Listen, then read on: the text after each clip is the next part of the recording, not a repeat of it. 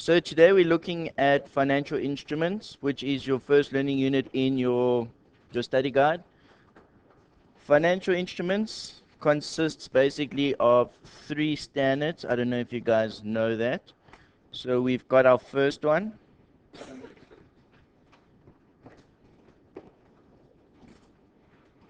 The first one is IAS 32. We then get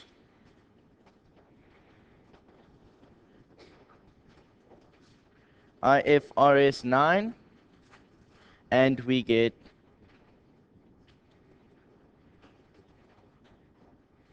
IFRS 7. Does anyone know what these different standards talk about? Anybody take a guess? No one's judging. Yes? Well, pretty much. Um, so our IAS 32, this standard speaks about classification. When we speak about classification, what do we mean? We mean, is it a liability? Or is it an asset? Or is it equity? You guys comfortable so far? So that's what IAS 32 states. We'll go through the definition shortly. IFRS 9 is basically our measurement. This basically says how do we actually account for our financial instruments. Does it make sense? So when we're doing our financial instruments, it first needs to be in the scope of IAS 32, and then once it's in the scope, then we apply IFRS 9. Does that make sense? Everyone comfortable with that? And then IFRS 7 is our disclosure.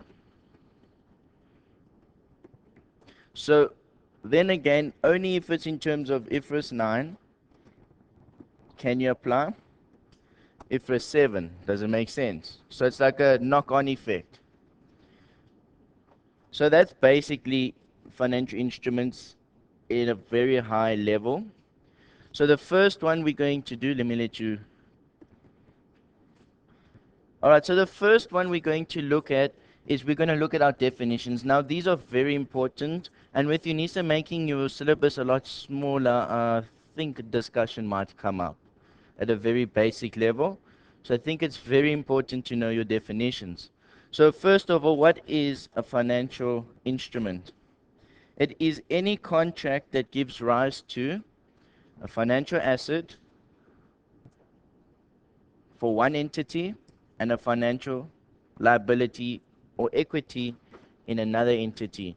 So remember, if you have a relationship, for instance, let's call it you've got Mr. A and you've got Mr. B, one needs to have a financial asset and one needs to have a financial liability or equity. Makes sense. And only if that happens can it be in terms of IAS 32. Does it make sense? So that's what we call a financial instrument. Now, you might be thinking, why equity? And you'll see when we get to our compound financial instruments that there is equity components of some liabilities. It might sound strange, but we'll get there. Don't worry about it. A firm commitment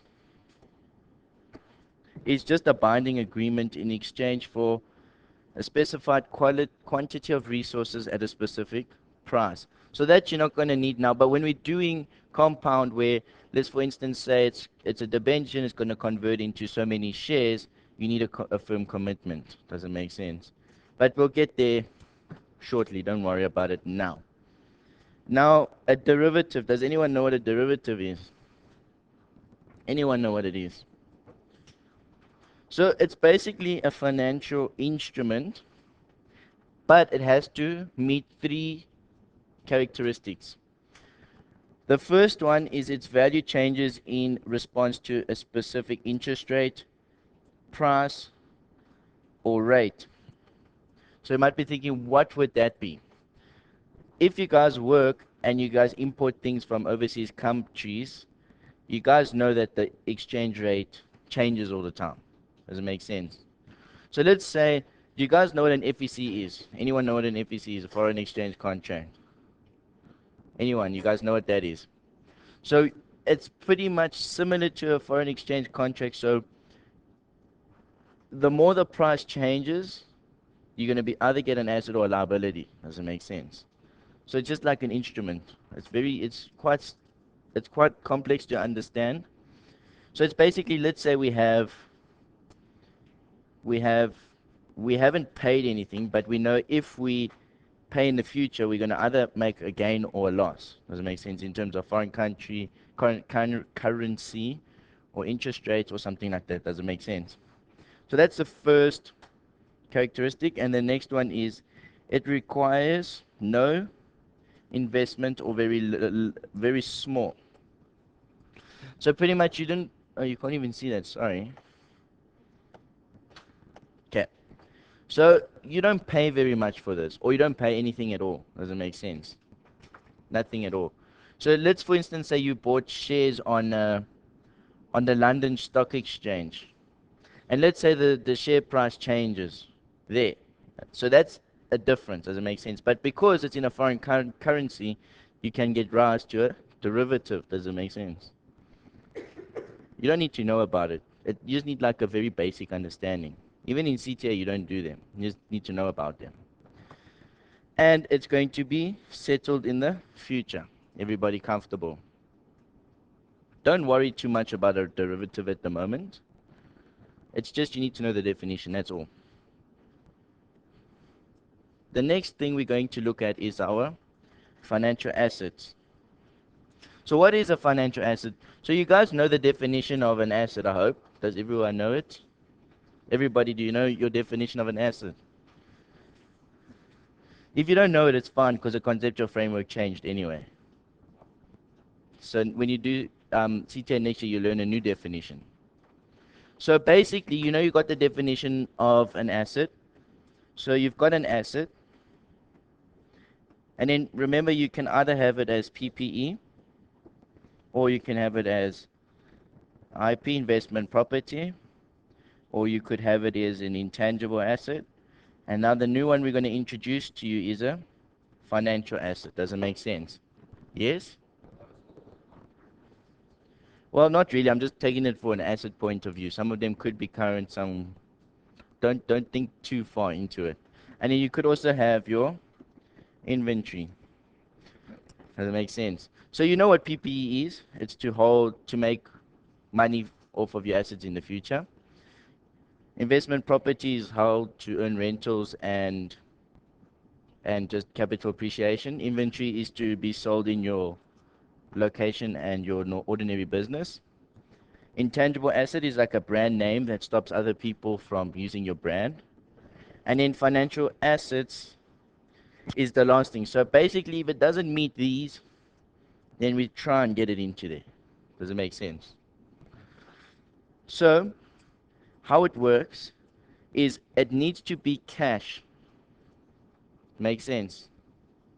Or it could be cash, or it's a contractual right to receive cash. An example is a debtor. So that's why you classify your debtors as debtors. Debtors are actually financial assets. Did you guys know that?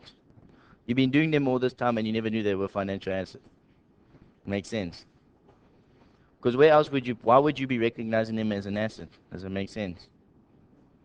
Because think about the definition of an asset. A resource controlled by an entity. Do you control those debtors? But because this definition is there, that's why you recognize it as an asset. Does it make sense? All right, and then we also have an equity instrument of another entity. So when we talk about an equity instrument, we're just saying we own shares in another company. We own their equity. Does it make sense? Or a derivative that is favorable. Makes sense. And here are some examples: interest rate swaps, options, or futures. Just don't go too deep into it. Everyone comfortable? Now, we've got our classification. We know that it's a financial asset. Now we need to determine where it goes. So if